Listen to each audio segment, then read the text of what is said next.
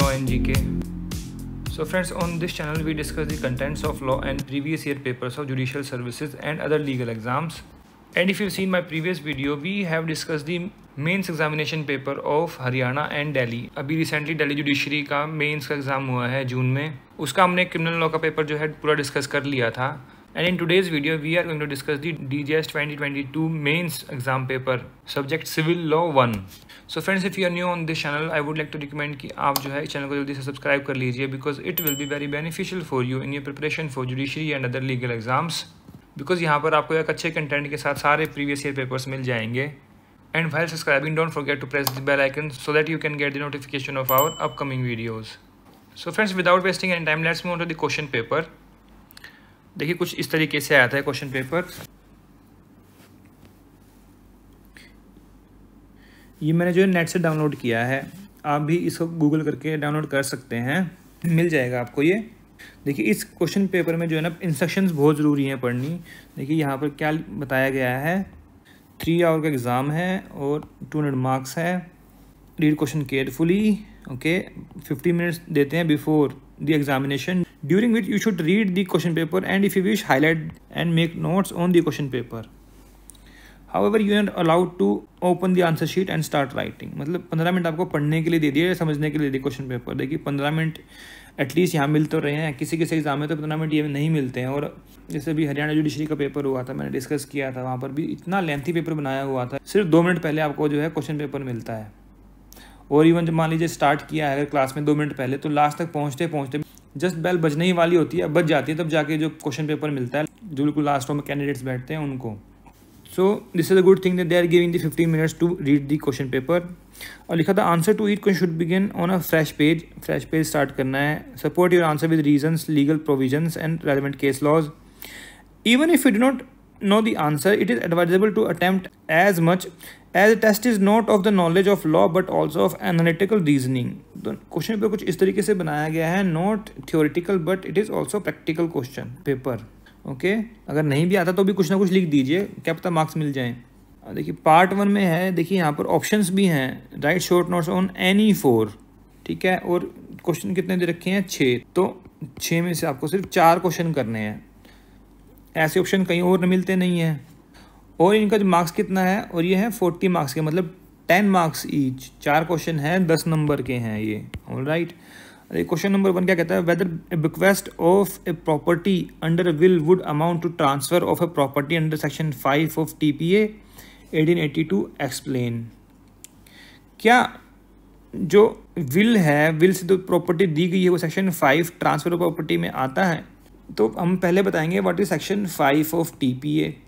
ठीक है, कि भाई ट्रांसफर इंटर वाइवोस होना चाहिए. Transfer property between 2 living persons. ठीक है, transfer inter वाइवोस.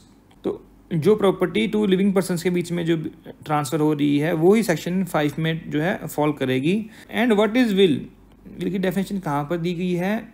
Indian succession act में. TPA में नहीं दी गई है. Will is a testamentary transfer. Testamentary मतलब आफ्टर द डेथ. कब वो ट्रांसफर होगा? After the death of the testator या फिर एग्जीक्यूटर. जिसने एग्जीक्यूट करी है विल, उसकी डेथ के बाद जो है प्रॉपर्टी दूसरे को मिलेगी. That means it is not a transfer inter vivos. Still it is a transfer of property. Transfer of property तो है बट नॉट अंडर सेक्शन 5. तो under section 5 there are several exception कि कौन कौन से जो फॉल नहीं करते सेक्शन 5 में. तो जैसे कि रेलिंक्विशमेंट हो गया, सरेंडर हो गया, विल हो गया, compromise, family arrangement, partition. So these are not transfer as per section 5 of TPA. So you can say these are exceptions to the section 5 and will fall under the exception of section 5. तो इस तरीके से आप लिख सकते हैं. और जिन लोगों ने अटैम्प्ट दिया है और जो लोग इस पेपर को करके आए हैं, अटैम्प्ट करके आए हैं, मेंस में अच्छे से लिख के आए हैं, तो वो अपनी नॉलेज जो है शेयर कर सकते हैं. कमेंट सेक्शन में जाके ज़रूर लिखिए कि आप क्या लिख कर आए हैं. और जो कैंडिडेट्स प्रिपेयर कर रहे हैं DJS के लिए या फिर और किसी मेंस एग्जाम के लिए, तो वो ज़रूर लिखें ताकि दूसरों को भी हेल्प हो जाए और उनका कंसेप्ट भी जो है अच्छे से तैयार हो जाए. बताइए हमें आपने क्या क्या लिखा वहाँ पर. Next question number 2. Property in goods and risk in respect of them go together. Are there any exception to the principle? Explain with the help of case law. अब ये 2 क्वेश्चन जो हैं ये किससे आए हैं? सेल ऑफ गुड्स से, सोगा से. ठीक है, तो first of all we will mention the section 18 to 24 and 63 of the sale of goods act. तो वहाँ पर हम बताएंगे जनरल प्रिंसिपल क्या होता है कि risk prima facie passes with the property. Okay, फिर आप सेक्शन लिख दीजिए कि भाई सेक्शन ये सेक्शंस हैं जिनके अकॉर्डिंग जो है रिस्क पास होता है। जैसे स्पेसिफिक या फिर असर्टेन गुड्स हैं तो सेक्शन लगेगा 20 and 21। फिर अनस्पेसिफिक या फिर अनअसर्टेन्ड गुड्स है तो कौन सा सेक्शन लगेगा 18 and 23। फिर गुड्स सेंट फॉर अप्रूवल तो सेक्शन लगेगा 24। तो ये सेक्शंस आप बता सकते हैं। फिर आप इसकी एक्सेप्शंस लिख दीजिए, कौन कौन से एक्सेप्शंस हैं। पहली है एक्सप्रेस एग्रीमेंट अगर हुआ है, ठीक है। फिर सेकंड है ट्रेड एंड कस्टम्स में अगर ऐसा है रिस्क जो है प्रॉपर्टी के साथ पास नहीं होगा, ठीक है। फिर थर्ड आ जाएगा आपका डिले अगर हुआ, delay in delivery of goods. Fourth आ गया सेलर और buyer as bailee of the goods, ठीक है। तो ये सब आप लिख सकते हैं। केसेस आप कौन कौन से लिख सकते हैं, एक्सप्रेस एग्रीमेंट में लिख सकते हैं आप रटर वर्सेस पाल्मर। इंग्लिश केसेस मिलेंगे ज़्यादातर आपको, देख लीजिएगा ये।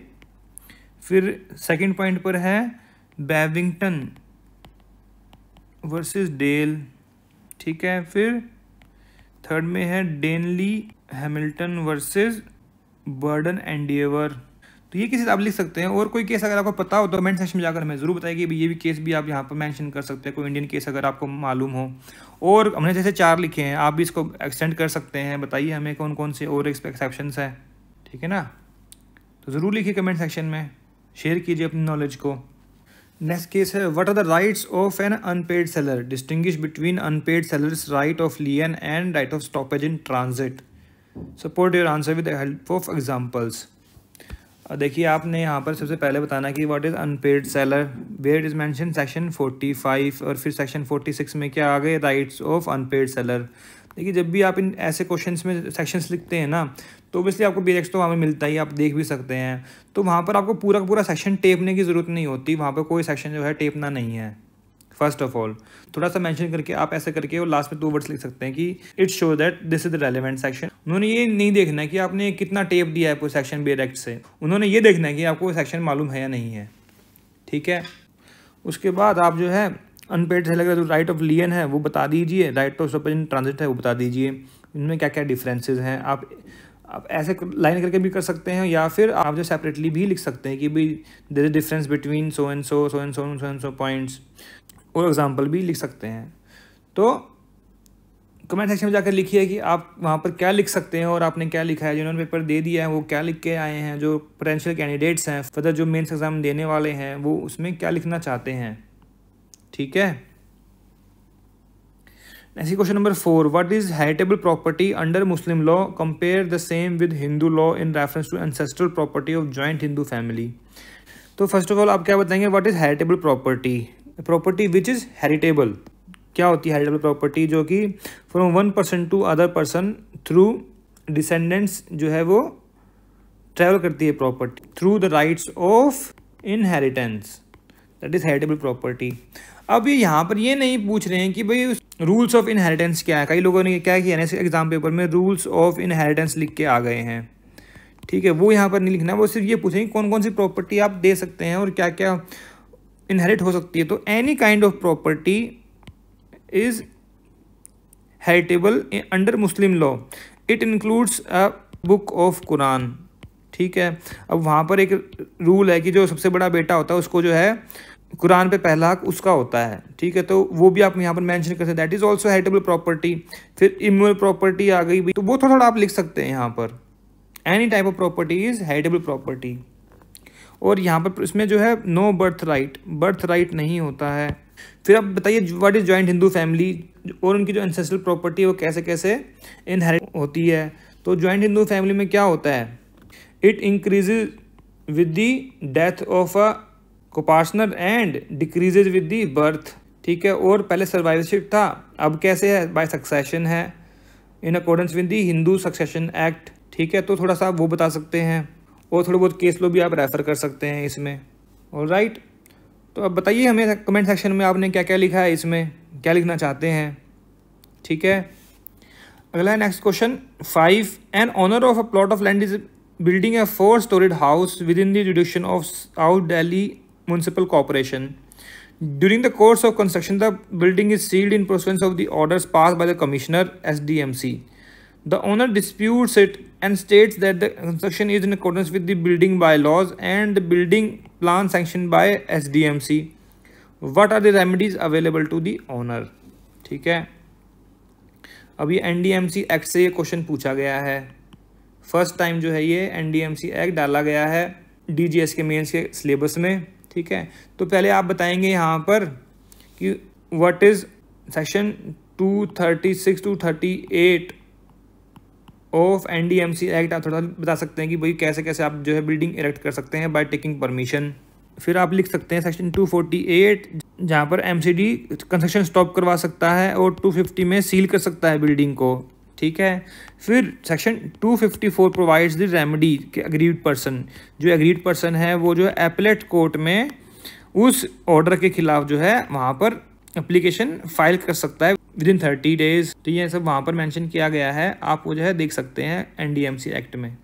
तो यह इस क्वेश्चन में तो सिर्फ प्रोविजन से बताने हैं. अगर आपको कोई और केस मालूम हो तो आप लिख दीजिए वो भी. ठीक है, और कोई केस अगर पता है आपको ऐसा कोई सेम केस है तो हमें ज़रूर बताएं कमेंट सेक्शन में. It will be helpful for us and other potential candidates जो कि मेंस एग्जाम देने वाले हैं दिल्ली का अगली बार. Next question number 6, what are the different modes of talaq under Muslim law which is considered to be best और अ गुड तलाक. तो पहले आप मोड्स बताइए तलाक के कैसे क्या कौन कौन से होते हैं. तो कई लोग क्या करेंगे, सीधे लिख देंगे ए हसन, हसन, तफवीज़, बिद्दत. तो ऐसे नहीं करना है. सबसे पहले आप बताइए कि डिसोल्यूशन ऑफ मुस्लिम मैरिज कैसे होती है, बाय तलाक. ठीक है, ये तो डेफिनेट है, दैट इज़ डाइवोर्स. डाइवोर्स कैसे होगा, बाय हस्बैंड होगा या फिर वाइफ होगा या फिर म्यूचुअल होगा या फिर जुडिशियल होगा. एंड अदर टाइप्स आ गए उसमें. कौन कौन से हस्बैंड कौन से दे सकता है, फिर सुन्नत या फिर बिद्दत. सुन्नत में कौन से आ गए, ए हसन एंड हसन. बिद्दत में कौन से आ गए, ट्रिपल तलाक जो है वो that is talaq-ul-biddat. And उसमें और कौन कौन सा आ जाएगा, ila where husband prohibits the cohabitation with wife. And zihar where husband compares the wife as mother और any other lady in the prohibited degree. ठीक है, बाय वाइफ कौन कौन से हो गए, तलाक तफवीज़. फिर म्यूचुअल कौन से हो गए, खुला एंड मुबारत. जुडिशियल कौन सा हो गया, under dissolution of Muslim marriage act में आ गए या फिर काजी जो कर देता है तलाक वो हो गया. फिर क्या आ गया, फस्क, लियन, जिना जिसको बोलते हैं, मतलब फॉल्स एक्यूजेशन ऑफ एडल्ट्री. तो ये सब आप जो है मेंशन कर सकते हैं. अब इसमें से बेस्ट कौन सा और गुड कौन सा है, देखिए अब यहाँ पर हम ये मेंशन कर सकते हैं that divorce can never be a good thing for the society and divorce can not be said as a best divorce. However if we compare among the types of divorce under Muslim law या फिर modes of divorce, then talaqul sunnat is considered to be the best one and a hasan talaq is considered the best one because the word talaq is pronounced only once, however in other talaqs thrice. ठीक है, so pronouncement is necessary. अब वो communication क्या होगा उसका, and there can be different modes of communication of talaq. कैसे होगा भाई, आपने किसी के थ्रू भिजवाया लिख के, ठीक है, या फिर फ़ोन पे बोल दिया, फ़ोन पे बोल सकते हैं, मैसेज कर दिया, तो वो भी आजकल वैलिड है. ठीक है, ट्रिपल तलाक तो it is invalid now due to provision of triple talaq act 2019. तो वो भी आप थोड़ा सा मेंशन कर सकते हैं. ठीक है, तो इस तरीके से आपने इसको आंसर को बनाना है. और इसमें आप क्या ऐड कर सकते हैं कमेंट सेक्शन में जाकर जरूर लिखिएगा. अब आ गया पार्ट 2. अब पार्ट 2 में से 2 क्वेश्चन करने हैं, कितने में से 3 में से, तो 3 में से हमें 2 क्वेश्चन करने हैं. और कितने नंबर के हैं, देखिए 2 क्वेश्चन करने हैं, 20-20 नंबर के हैं ये. ठीक है, तो पार्ट 1 में 4 करने हैं 10 नंबर के, फिर पार्ट 2 में 2 करने हैं 20 नंबर के, फिर 4 करने हैं 30 नंबर के. तो कितने हो गए, 40, 40, 120, 200 नंबर का क्वेश्चन पेपर हो गया. ठीक है ना. क्वेश्चन आया है कॉन्ट्रैक्ट एक्ट से. तो क्वेश्चन नंबर 7 है, proof of loss is sine qua non for claiming liquidated damages. On proof of damages the person complaining breach is entitled so and so so and so and so और यहाँ पर लिख दिया है explain with the help of relevant case law.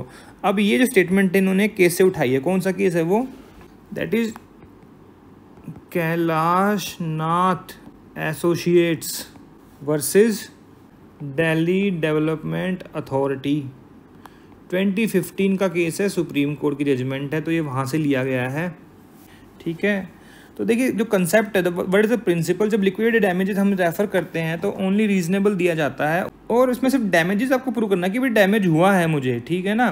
वहाँ पर actual loss कितना हुआ है उसकी ज़रूरत नहीं होती है, और चाहे आपने लिखा हो 50 लाख रुपए देने पड़ेंगे, बट दिया कितना जाएगा जो कि रीजनेबल होगा। सो this is a general principle, तो यही आपने इसमें लिखना है। मान लीजिए आपको केस नहीं भी आता है तब भी आप जो है सेक्शन 73 सेक्शन 74 आप जो है मेंशन कर सकते हैं, वो करना ही है ऑब्वियसली। The question ये पूछा ना, whether proof of actual loss is necessary in the case public utility project like construction of a road or project related to environmental protection। तो यहाँ पर जो ये है ना, ये this is a something addition to the case। जो theoretical question पूछे हुए हैं पार्ट 1 में, दैट इज़ फाइन, वहाँ पर आपको जो है रेलेवेंट प्रोविजन के अकॉर्डिंग आंसर करना है। जहाँ पर ऐसे प्रैक्टिकल क्वेश्चन आ गए, केस लॉज आ गए, तो वहाँ पर ऐसा कोई डायरेक्ट आंसर नहीं होता कि भाई इसमें ऐसा ही लिखना पड़ेगा। No, you can just also put your own views की what you think about that which shows your understanding about the concept. ठीक है, अब ये जो लिखा हुआ है proof of actual loss is necessary, no there is no necessary, because any ways court allows only reasonable compensation. Unreasonable तो दे नहीं रहे वो। However there is no straight jacket formula, हर केस में जो है प्रूफ ऑफ लॉस की ज़रूरत नहीं है। हो सकता है कि किसी केस में ऐसा हो जाए कि लॉस जो है शो करना पड़ेगी कि आपको जो लॉस हुआ है, एक्चुअल लॉस में भी प्रूव करना पड़ जाए, तो ऐसा कोई केस हो भी सकता है और नहीं भी हो सकता। तो that depends on case to case basis. Okay, ऐसे question number 8, what are the broad principles governing grant of anti suit injunction, explain with the help of relevant case laws. अब एंटी सूट इंजंक्शंस कहाँ पर है, देखिए पहले बताइए कि what is injunction. ठीक है, क्या होती है इंजंक्शन, फिर सीपीसी में कहाँ कौन से ऑर्डर में गवर्न होती हैं, ऑर्डर है 39। एंटी सूट इंजंक्शंस के लिए जो प्रिंसिपल जो बताया गया है, कौन से केस में लाया गया था ये, that was Modi entertainment network versus WSG cricket private limited. 2003 का केस है, वहाँ पर बहुत सारे जो है उन्होंने क्राइटेरिया बता दिया कि भाई इन केस में जो है आप एंटी सूट इंजंक्शंस ग्रांट कर सकते हैं, वो ये कंडीशंस हैं। ठीक है, तो वो आपने लिखना है वहाँ पर। और अभी एक रिसेंट केस भी आया है, दिल्ली हाई कोर्ट की जो जजमेंट है 2021 की, may be that is why ये क्वेश्चन डाला गया है यहाँ पर, that is inter digital technology versus Xiaomi corporation and others. 2021 की जजमेंट है, इस केस को जरूर देखिएगा। यहाँ पर भी जो है मोदी एंटरटेनमेंट केस का रेफरेंस दिया गया है। अगर आप ये वाला केस देख लेंगे तो आपको वैसे ही समझ में आ जाएगा सारा मामला, सारा कंटेंट आपको इस केस से मिल जाएगा। ओके, नेक्स्ट क्वेश्चन है question number 9, weather a property can be equitably mortgage by depositing of document which may not be title deed or a registered document of a title but the documents of allotment of land by cooperative society or a local government authority।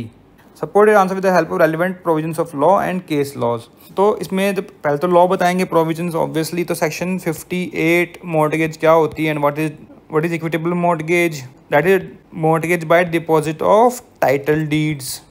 ठीक है, अब क्या जब title deed है ही नहीं, वो सिर्फ documents हैं, अलॉटमेंट लेटर। अब आजकल क्या चल रहा है ना, जो कोऑपरेटिव सोसाइटीज़ है, जो बिल्डर्स हैं, वो क्या करते हैं, अलॉटमेंट लेटर दे दिया और उसे मॉर्टगेज करवा देते हैं, दैट इज़ नॉट लीगल। तो इसके लिए आपको केसेस देखने हैं कौन कौन से।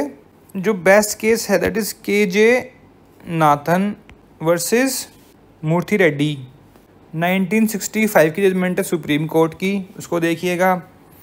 फिर है syndicate bank versus estate officer and manager, 2004 की जजमेंट है ये।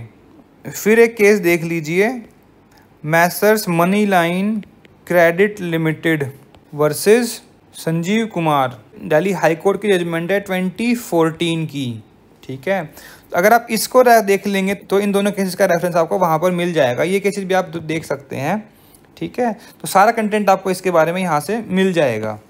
और इसमें अगर आप कुछ ऐड कर सकते हो तो हमें ज़रूर बताइए कि ये चीज़ भी हम ऐड कर सकते हैं, और भी कोई केस हो तो आपको पता हो तो ज़रूर लिखिए कमेंट सेक्शन में जाकर, we always appreciate for that.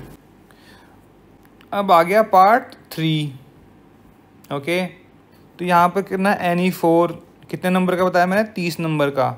ठीक है, अब एक क्वेश्चन 30 नंबर का, तो आप देख लीजिए कितना इंपॉर्टेंट क्वेश्चन है ये। 6 क्वेश्चन दिए हुए हैं और 4 करने हैं आपको। हम तो 6 के 6 डिस्कस करेंगे ऑब्वियसली। अब क्वेश्चन नंबर 10 देखिए। This a double storey shop in an up market in Delhi which is let out by landlord L to tenant T.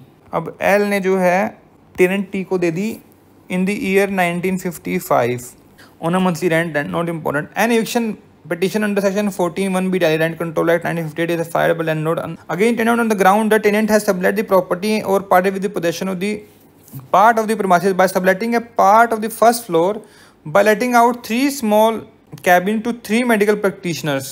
The landlord alleged that 3 MPs medical practitioners had a separate MTL connection in their cabin. Each of 3 cabins had a door which could be locked. अब उसके लिए क्या किया? Local commission appoint कर दिया, उसने report दी। तो क्या उसने रिपोर्ट दी? That at the time of inspection the cabins were not having any doors but there was a possibility of the door having been fixed on the cabin. अब landlord has established the existence of separate MTNL connection in the names of 3 medical practitioners in the cabin. ये यहाँ पर जो है ये चीज़ें establish हो गई। Okay, During evidence, it is established by the tenant that the keys of the main door shutter always remained with him. Tenant कहता है कि भाई कीज तो मेरे पास ही रहती है हमेशा। It was he, the tenant, who used to open the main shutter shop in the morning and close the same in the evening. भाई मैं शटर उठाता हूँ, मैं शटर डाउन करता हूँ। It was pleaded and established by tenant that he was running a chemist shop in the tenancy premises. अब है tenant alleged that MPs have been permitted to use the premises with his permission in order to promote the tenant. देखिए यहाँ पर जो है ना थोड़ा सा पेज मिसिंग है नीचे का यहाँ पर, तो वो फैक्ट्स यहाँ पर हमें नहीं मिले हैं, मुझे और भी कहीं पर जो है पेपर नहीं मिला ये। और उसके बाद क्या हुआ? Landlord has filed an appeal before, और अपील करिए मतलब लैंडलॉर्ड वहाँ पर केस जो है हार गया। ठीक है, जो रेंट ट्राइब्यूनल है उन्होंने जो है लैंडलॉर्ड के अगेंस्ट डिसीजन दिया। With the government that once presence of third persons is established, it was for the tenant to prove that there was no monetary consideration. Decide the appeal with the help of relevant case laws.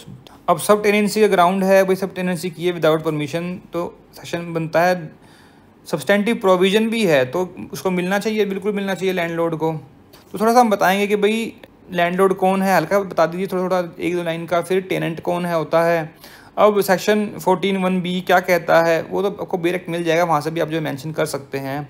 अब now coming to the facts of the present case, it is established fact that the T was a tenant of L since 1955 and after establishing fact by the report of local commissioner that there were 3 separate cabins and 3 separate MTNL connections. ये तो prove हो गया, हम लिख दिए यहाँ पर। तो इस तरीके से आप जो है इसको आंसर कर सकते हैं और टेनेंट को जो है छोड़ना पड़ेगा। ये वाला केस जो है ना बड़ा फेमस केस है, ये जो बहुत न्यूज़ में था थोड़े दिन पहले। Feb 2022 की जजमेंट है, कौन सी? Messrs Puri investments versus messrs young friends and co. Okay, Connaught Place की प्रॉपर्टी थी ये, प्राइम लोकेशन प्रॉपर्टी थी एंड 50 ईयर्स के बाद उस लैंडलॉर्ड को ये प्रॉपर्टी वापस मिली है। 50 साल के बाद केस जीता है, सोचो। अब 1955 में दी थी और ये एक्चुअल केस है, ये कोई ऐसा नहीं कि हाइपोथिकेटेड केस बना दिया गया है, no, this is actual case. ये केस आप पढ़ेंगे, ये जजमेंट मैंने लिख दी है, बता दी है आपको। पूरी investments versus young friends and को आप देख लीजिए, आपको पूरा का पूरा आंसर मिल जाएगा, कंटेंट पूरे मिल जाएंगे, डीआरसी के कंटेंट्स प्रोविजंस भी मिल जाएंगे आपको। ओके, और आप यहाँ पर क्या क्या लिख के आए हैं वो हमें ज़रूर बताइए। कोई एडिशन हो सकता है कि वो एडिशन हम मिस कर रहे हो यहाँ पे, तो कमेंट सेक्शन में जाकर ज़रूर लिखिएगा। अब आते हैं क्वेश्चन नंबर 11 पर। अब H marries W in year 1996. Out of wedlock, a daughter D is born in the year 1997. In the year 2014, W leaves matrimonial home along with D on the ground that husband has been treating her with cruelty. मतलब कितने साल बाद गई है वो? After 18 years. ठीक है, और बेटी भी 17 साल की हो चुकी है तब वो घर छोड़ के जा रही है। अब W is employed as a teacher in public school getting a salary of 50,000 per month. Since the time W left the matrimonial home, she is staying with her parents in DDA flat. In the year 2016, W files a petition under section 18. After 20 years of marriage and after 2 years of separation, leaving home, वो petition file करती है under section 18 red with section 20 for maintenance for herself and daughter, कितना, at rate of 5 lakh, मतलब उसको और उसकी बेटी को 5 लाख रुपये महीना चाहिए, ठीक है, 2016 में। आगे पढ़िए। D has studied engineering and during the pendency of maintenance petition in year 2020 she is engaged to a doctor working in a reputed government hospital. An application is moved by W to claim the expenses of marriage of the daughter amounting to rupees 1.25 crore. फिर W has established that H, who is 80% shareholder of a private hospitality company, Bloom, is owning a resort with 5-star facilities and having 52 cottages at Manali. Less 20% share in the company are held by the close family member of H. W has also established that H owns 2 high-value cars, including a BMW. Company Bloom also owned 4 luxury cars. Bloom had a net profit of over rupees 2 crore during last 3 years and over 1.5 crore during 2 previous years before that. ठीक है, मतलब जो profits आए ना 1.5 करोड़, 1.5, 1.3 और 3 साल का 6, तो मतलब 9 करोड़ का प्रॉफिट हुआ है 5 साल में, 5 ईयर्स में, और 1.5 करोड़ इसको चाहिए फिर, जो कि कंपनी को हुआ है। अगर 80% भी लगाएंगे 9 का तो 7.2 करोड़ उसके बन गए। अब ना on facts it is establish before the court that W was justified in leaving the matrimonial home on the count of physical abuse and cruelty meted out to her by husband. What are relevant factor, अब यहाँ से question पूछा गया, देखिए यहाँ से question start. What are the relevant factors for determining the admissibility and extent of the maintenance to the wife and unmarried daughter. तो पहला क्वेश्चन जो है ये आप लगा लीजिए कि एटलीस्ट 15 मार्क्स का क्वेश्चन ये हो गया, 15 का ये हो गया, ठीक है। तो फैक्टर बताइए भाई किस किस फैक्टर पर आप जो है मेंटेनेंस प्रोवाइड कर सकते हैं वाइफ को एंड अनमैरिड डॉटर को, फर्स्ट ऑफ ऑल। अब इसमें आप क्या फैक्टर लिखेंगे कि भाई जो उसने घर छोड़ा it is due to reasonable cause, वो रीजनेबल कॉज होना चाहिए जो कि इस्टेब्लिश हो चुका है।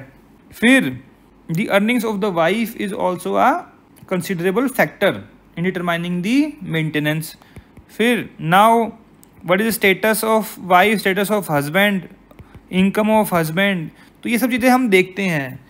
एंड क्या जो मेंटेनेंस मुँह से मांग लिया वो मिल जाएगा। अब 5 लाख रुपए मांगा है उसको अपनी और अपनी बेटी के लिए, जो कि 50,000 रुपये वो कमा रही है खुद, ठीक है। तो उसके लिए क्या करना पड़ेगा, उनको प्रूफ देने पड़ेंगे कि भाई why they need the 5 lakh rupees. भाई डॉटर की मान जो पढ़ाई है उस पर एजुकेशन पे खर्च हो रहा है, कॉलेज की फ़ीस इतनी है और बाकी खर्चे हैं, तो वो प्रूव करने पड़ेंगे। तो दीज आर डिटरमाइनिंग फैक्टर्स। अब नेक्स्ट क्वेश्चन है whether the wife is also entitled to an amount towards marriage expenses of daughter D, if so how much, decide with the help of relevant case laws. क्या उसको expenses मिलेंगे इतने 1.25 करोड़ ना। अब यहाँ पर क्या फैक्टर देखना है, whether the marriage of daughter D which was ceremonised was done with the consent of the husband. Consent ज़रूरी है यहाँ पर, अगर मेंटेनेंस मांग रहे हैं तो ऑब्वियसली कंसेंट ज़रूरी है। अगर मेंटेनेंस नहीं मांग रहे होते तो obviously there was no consent necessary for the husband. This is a relevant factor not a determining factor. And क्या whether the expenses of 1.25 crore was necessary is to meet it out the ceremony of the marriage, क्या वो necessary था, क्या वो reasonable है। तो ये सब फैक्टर जो है वो देखेंगे। अब ये जो केस है this is also a real life case. Case का नाम क्या है, जसमीत कौर तलवार वर्सेस गुरजीत सिंह तलवार। एग्जैक्ट केस है, डिट्टो केस है, वो थोड़ा सा नाम चेंज है, ब्लूम नहीं है, कोई और ट्रेडिंग कंपनी है, कॉटेजेस 52 नहीं है 43 हैं, सब मेंशन किया हुआ है वहाँ पर। तो इस केस में उन्होंने 65 लाख की डिमांड की थी, उनको मिला था 35 लाख के अराउंड, ठीक है। तो ज़रूरी नहीं है कि जो मुँह से मांग लिया वो मिलेगा, दैट डिपेंड्स ऑन रीजनेबलनेस, कितनी रीजनेबलनेस है वो जो मेंटेनेंस डिमांड कर रहे हैं उसमें। ऑलराइट, और भी कोई केसेस हों इसके अलावा तो आप बता सकते हैं हमको। वैसे अगर आप ये केस देखेंगे, ये दिल्ली हाई कोर्ट की जजमेंट है, रिसेंट जजमेंट है, तो उसमें भी आपको केस रेफरेंसेस मिल जाएंगे, बहुत सारे कंटेंट पूरा मिल जाएगा आपको। Next question number 12, an owner of a land executed an agreement to sale with X for a total sales consideration of ₹56,000 in year 1986, ठीक है 1986 की बात है। कितना है टोटल कंसिडरेशन 56, आउट ऑफ 25,000 दे दिए उसने, कितने रह गए 31,000। 2 साल का टाइम है, लेकिन क्या हुआ देखिए, The sale deed was agreed to be executed within 2 years. Meanwhile, at the instance of the owner, the period of 2 years was extended twice. 2 बार जो है एक्सटेंड कर दिया। देखिए 1986 में जो है एग्रीमेंट किया था, उसका कितने हुए 1988, एक्सटेंड करते करते कहाँ तक ले आए 1991 तक, मतलब 3 साल का और एक्सटेंशन मिल गया। लेकिन extension was granted in the year 1991. A further sum of rupees 15,000 was paid by X towards sales consideration at time of second extension. Balance sale कितना रह गया 16,000 was also agreed to be paid at the time of execution of the sale deed. However, in the year 1994, the owner sold the land to P and also executed the sale deed despite receiving INR 40,000 from X towards the sales consideration. मतलब 40,000 ले लिए और किसी और को property बेच दी, ठीक है। ओनर है तो उसने P को प्रॉपर्टी बेच दी। एग्रीमेंट किससे किया था? X से। P is closely related to X and is aware of the agreement to sale between the owner and X. P relative X का तो उसको तो obviously पता ही था, देखिए establish किया गया, यहाँ पे लिखा हुआ है कि उसको मालूम था। This is the relevant factor, knowledge of the subsequent buyer, कि भी वहाँ पर agreement है तो क्यों खरीद रहा है वहाँ पे। X file a suit for specific performance against the owner as well as P. Both the trial court as well as the first appellate court decreed the suit in favor of X. उनके favour में दे दिया। However, the second appellate court reversed the concurrent finding of the court below on the ground that there was no specific averment in the plaint as required under section 16C, and that the relief of specific performance is discretionary in nature. X approaches the apex court stating that his readiness and willingness to perform his part of the contract was writ large from the payment of the substantial part of the sale consideration and his conduct. Decide taking into consideration the relevant provisions of specific relief act. देखिए यहाँ पर बता भी दिया गया specific relief act का ये question है, ठीक है। तो while granting specific performance of the content क्या क्या देखना पड़ता है? The conduct of the plaintiff prior and subsequent, या फिर बिफोर और आफ्टर। अगर प्रायर सब्सिक्वेंट ना ध्यान रहे तो बिफोर और after the filing of suit. First of all कि कंडक्ट क्या था। दूसरा, whether he was ready and willing, ready क्या था? Ready with money, capacity to pay and willing to perform the contract, ठीक है। तो ये सब चीज़ें वहाँ पर प्रूव करनी पड़ेंगी। अब ये केस जो है, this is सुघार Singh versus Hari Singh, 2021 की जजमेंट है सुप्रीम कोर्ट की। डिट्टो केस है, आप देख सकते हैं, even the amount is same. तो आपको यहाँ से पूरा कंटेंट मिल जाएगा, इवन सेक्शन 16 पर भी। और वहाँ पर अब ये भी मेंशन किया गया कि now after amendment of 2018 the specific performance is no more discretionary, it is compulsory, mandatory, ठीक है। और सेक्शन 20 का भी रेफरेंस दिया गया कि सेक्शन 20 का कंसिडर नहीं किया कोर्ट ने वहाँ पर। तो बहुत सारे फैक्टर्स है, तो वो आप देख सकते हैं, उसके अकॉर्डिंग इसको क्वेश्चन को कर सकते हैं। अगर हम कोई चीज़ मिस कर रहे हैं यहाँ पर तो आप जो कमेंट सेक्शन में जाकर हमें ज़रूर बताइए, लिखिए, अपनी नॉलेज को भी शेयर कीजिए दूसरों से, that will be very helpful for you. Next question number 13, Sohanlal owns a parking space adjacent to a 5-star hotel where Rohan parks his car for a nominal fee. Rohan is issued a parking slip with an owner's risk clause. Rohan's car is stolen from the parking space. Since the car is insured, the insurance company settles Rohan's claim, and in turn Rohan executes a power of attorney and letter of subrogation in favor of the insurance company. They both file a suit against Sohanlal seeking payment of the value of the car and compensation during the period Rohan remained without a car. Discuss the liability of Sohanlal. अब सबसे पहले यहाँ बताना है आपको कि to establish the liability of Sohanlal, certain condition need to be meet out. क्या condition से? पहली बात, there must be a bailment. क्या वहाँ पर बेलमेंट थी? And what is bailment? Bailment is provided under section 148 and 152 में मेंशन किया गया कि when the bailee is not liable under bailment. Second, there is no negligence on the part of the owner. Third point है the conditions have been complied with, जो parking conditions थी वो complied कर दी हैं, ठीक है। अब यहाँ पर हम देखेंगे कि भाई जो पार्किंग उसने करी है, उस स्लिप पे चाहे लिखा हो चाहे ना लिखा हो, जो कोर्ट को रीजनेबल लगेगा, that would be the decision. Now there is general principle when you are giving notice in such type of cases such as parking slip and all that, तो that notice should be given prior to handing over the parking slip. जब आप उसको parking की ticket दे रहे हैं उससे पहले आपको उसको इन्फॉर्म करना पड़ेगा। First of all this is the thing. अब क्या रोहन ने वहां पर कार पार्किंग में जो है कीज सोहनलाल को दी थी या फिर खुद अपने पास रखी? देखिए इस पर बहुत सारे केसेस हैं कॉन्ट्रैक्ट एक्ट में बेलमेंट पर। Unless the full property has been handed over to the bailee there is no liability of the bailee. जब तक आप बेली को सारा पूरा का पूरा जो पोजेशन नहीं दोगे उस चीज़ का, there can be no bailment. अगर चाबियाँ दी हैं तो बेलमेंट है, अगर चाबियाँ नहीं दी हैं तो नो बेलमेंट। अब वो यहाँ पर मेंशन नहीं किया गया है। तो वी सपोज कि in regular course of business जो पार्किंग अगर आप करते हैं तो वहाँ पर चाबियाँ रखवा लेते हैं। अगर आप देखिए क्राउन प्लेस जाएँ या फिर कहीं भी चले जाएँ तो वहाँ पर जो पार्किंग वाले होते हैं ना वो चाबी आपके लिए ले लेते हैं। बिकॉज क्या होता है ना, कई बार वो गाड़ी को इधर उधर करते रहते हैं, एडजस्ट करते रहते हैं। पहले आपको बोल देंगे कि भाई आपको जो कीमती सामान है वो निकाल लीजिए, गाड़ी इधर उधर करनी, गाड़ी यहाँ वहाँ लगानी पड़ सकती है। तो जब भी आप कोई पार्किंग कर रहे हो तो टिकट होती है ऑब्वियसली वो रखते ही हैं अपने पास, उसके बाद में फेंकिए मत। जब तक आपको कोई गाड़ी ना मिल जाए टिकट स्लिप जो है आपके पास होनी चाहिए। कई बार क्या होता है उसने पर्ची काट दी, वो आपने लगा दी वहाँ पर पार्किंग में और पर्ची आपने फेंक दी। इन बिटवीन अगर गाड़ी चोरी हो जाए तो हाउ वुड यू प्रूव कि गाड़ी यहाँ पर थी और आप निकाल के नहीं ले गए हैं? अगर आपके पास पर्ची नहीं है इट मीन्स कि आप गाड़ी ले चुके हैं या फिर आपने गाड़ी वहाँ पर नहीं लगाई है। ठीक है, so we assume that in regular course of business the car keys has been handed over to the parking lot.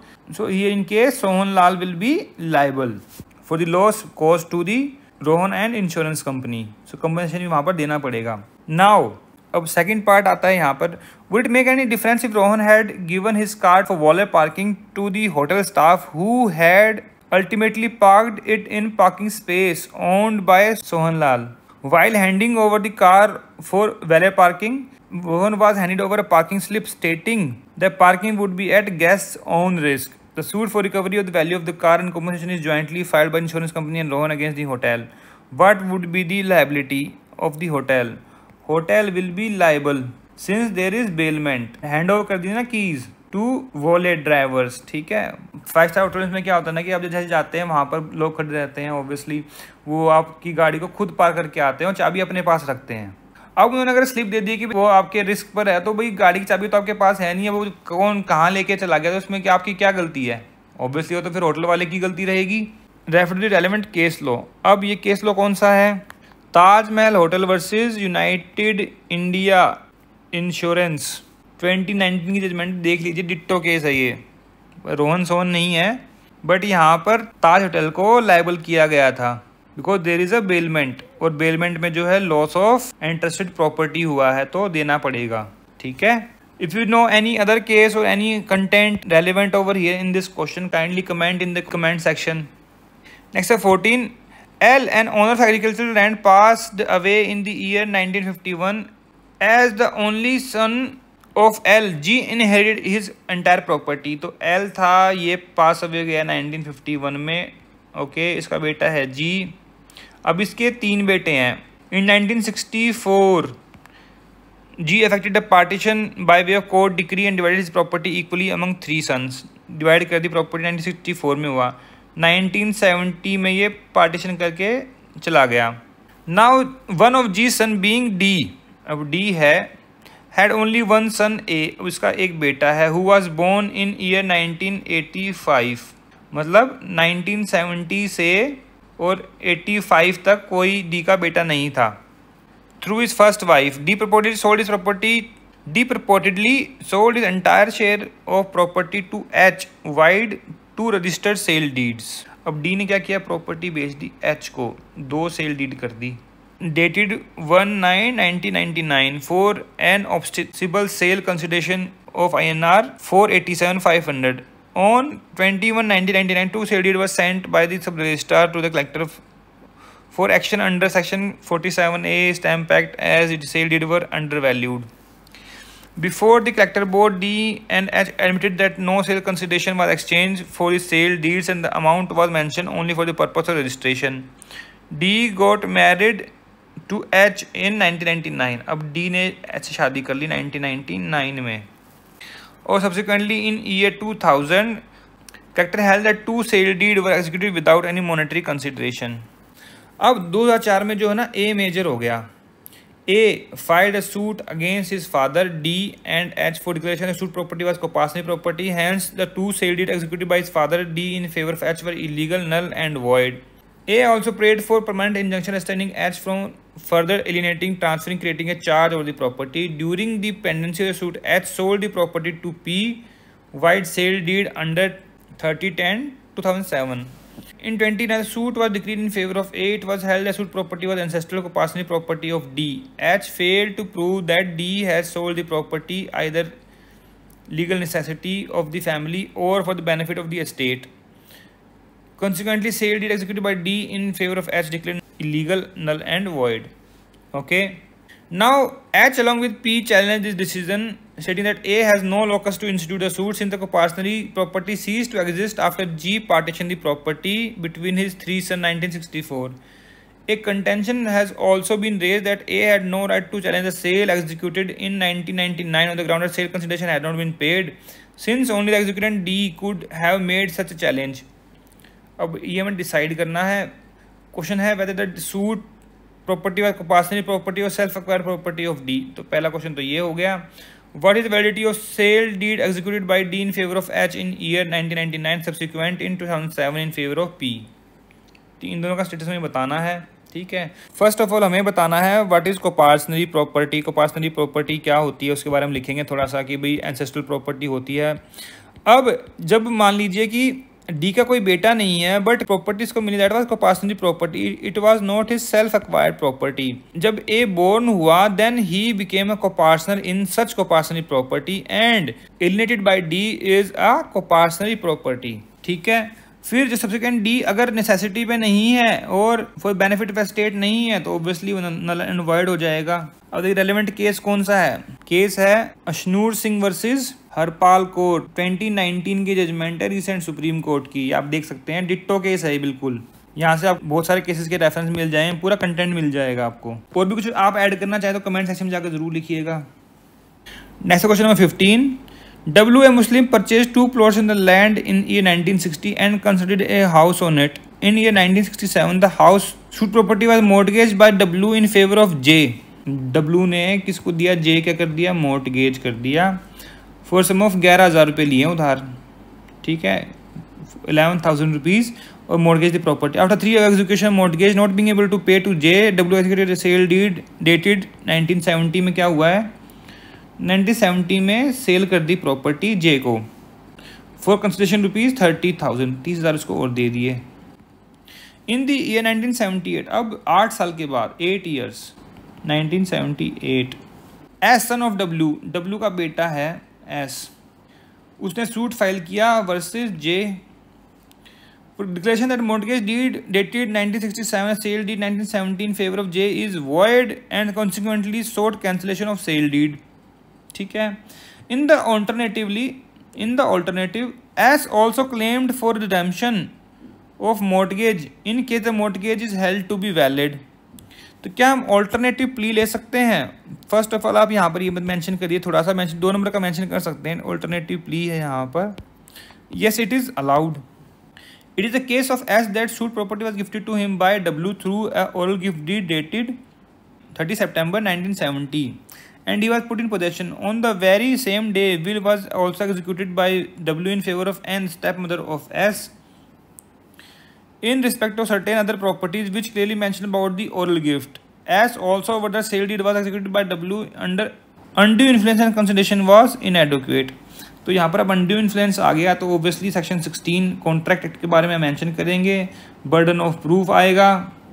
undue influence को प्रूव करना पड़ेगा ना कि भाई whether the person was in position to dominate the will of the other.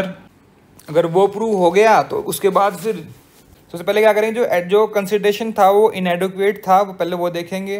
फिर दूसरा जो उसकी विल को डोमिनेट कर सकता था was in position to dominate the will of the other, वो प्रूव हो गया. फिर करेंगे कि यहाँ पर कि बर्डन ऑफ प्रूफ किस पे है. बर्डन ऑफ प्रूफ किस पे होगा?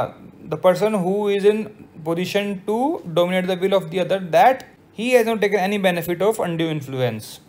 अब है during evidence it is established by J that W has sold the suit property for consideration 30,000 and executed a sale deed, post which she had continued to exercise her ownership. In fact, based on the registered sale deed, J has filing eviction petition against the various tenants. One such eviction suit was filed by J against S and N also, which was decreed in her favor against S and N. The appeal was filed by SNN against the eviction. Order was also dismissed. J also over the suit for declaration was barred by limitation.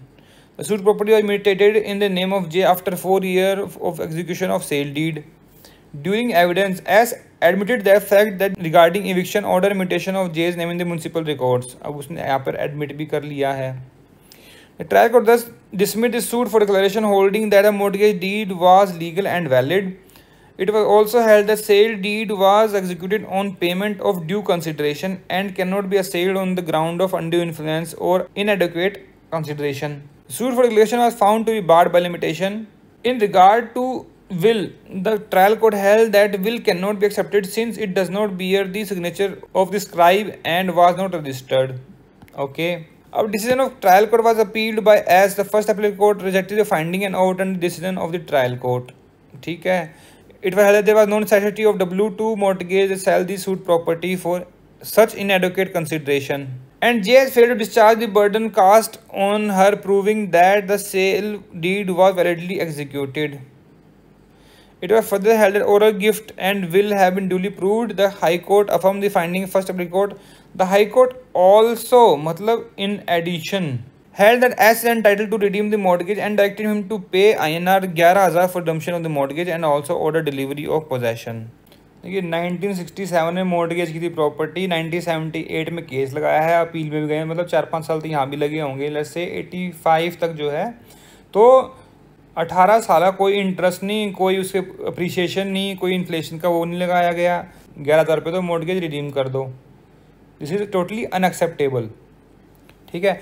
अब देखिए नीचे question ही पूछा गया है, high court and first appellate court were right in the accepting the case of S that W orally gifted the suit property to him and also executed the will on 30th September 1970 in favor of N and directed the sale deed dated 1970. कैसा कर सकते हैं?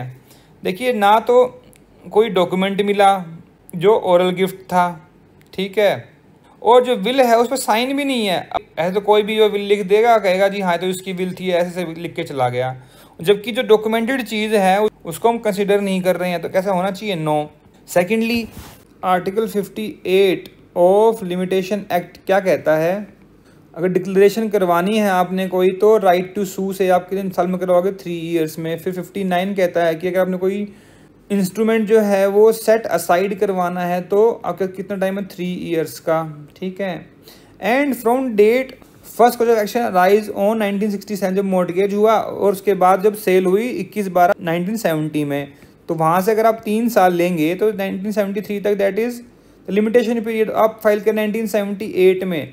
This suit is miserably barred by law of limitation. इसको consider ही नहीं करना चाहिए था. And there is no fact having mentioned anywhere that the son was minor in any case. अगर मान लो हम लीगल डिसेबिलिटी भी देख लें तो वो जो है वो माइनर नहीं था, बिकॉज हम मेंशन नहीं किया गया. We consider that he was adult.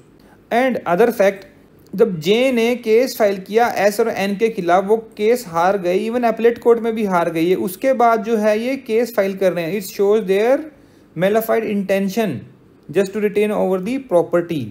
अब आगे देखें अगर हम, whether the high court was right in granting the alternative relief और रिडम्पशन ऑफ मॉर्गेज, तो आई वुड से नो. कैसे?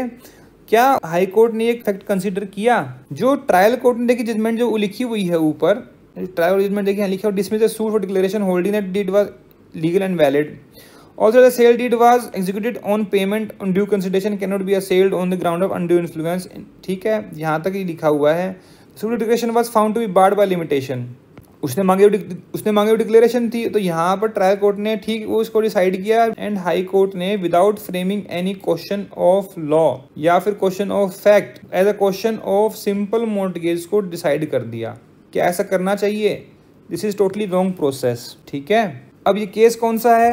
जामिया बेगम वर्सेस शमीम मोहम्मद, 2018 की जजमेंट है सुप्रीम कोर्ट की. डिट्टो केस है ये, सारे फैक्ट्स यही हैं, इवन अमाउंट भी सेम है. तो आप ये केस देख सकते हैं. आपको यहाँ पर बाकी केसेस के भी रेफरेंस मिल जाएंगे और पूरा कंटेंट मिल जाएगा. ओके. एंड अगर आप कुछ यहाँ पे एडिशन करना चाहते हो कमेंट सेक्शन में जाकर भी लिख सकते हैं. अपने व्यूज़ बताइए हमें. सो फ्रेंड्स, यहाँ पर हमने DGS मेंस 2022 का सिविल लॉ 1 का पेपर जो है पूरा डिस्कस कर दिया है। अगर आपको इसमें कोई प्रॉब्लम लगी हो, कोई क्वेरी हो, कोई सजेशंस हो, तो आप जो है कमेंट सेक्शन में जाकर भी लिख सकते हैं।